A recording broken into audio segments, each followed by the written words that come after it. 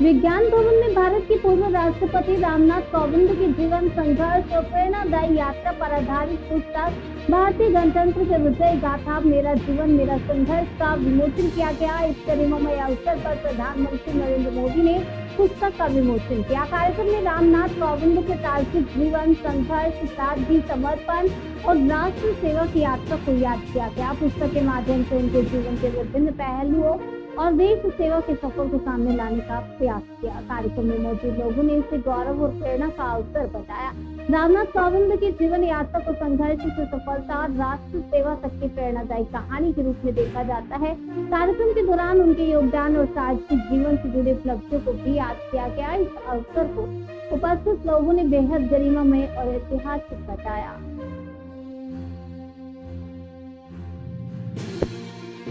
चुनौती थी, लेकिन स्कूल जाने तक भी उनको किलोमीटर तक की यात्रा करनी पड़ी, परंतु बाधाओं ने आपके संकल्प को कभी कमजोर नहीं होने दिया।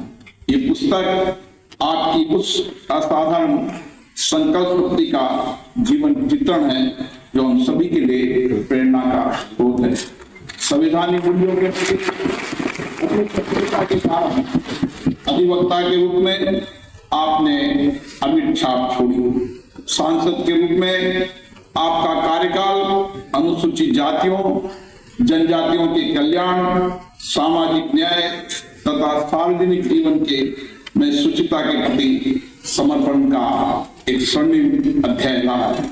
राज्यपाल के प्रतिष्ठित पद पर आसीन होकर आपने उच्च शिक्षा के क्षेत्र में पारदर्शिता, गुणवत्ता और तकनीकी नवाचार की नई दिशा प्रदान की गई। भारत के राष्ट्रपति के गरिमा में पद को सुशोभित करते हुए आपने भारतीय लोकतंत्र की संवैधानिक परंपराओं, सामाजिक समरसता और समावेशी विकास के प्रति अटूट निष्ठा का परिचय दिया।